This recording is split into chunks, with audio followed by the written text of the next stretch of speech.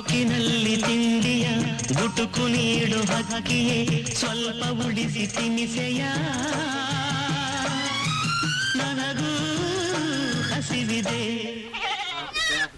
ಕಾಣೆ ತಾಯಿ ಲಾಲಿಯ ಕಾಣೆ ತಂದೆ ಪ್ರೀತಿಯ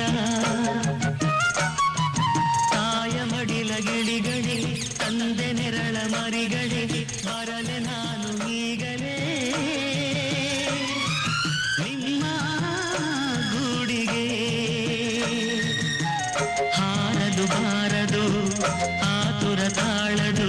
ಆನಂದ ಗೀರಾಗವೇ ಸಾಲದು ಭೂತಾಯಮ್ಮನ ಕೈಗೂ ಸಮ್ಮನ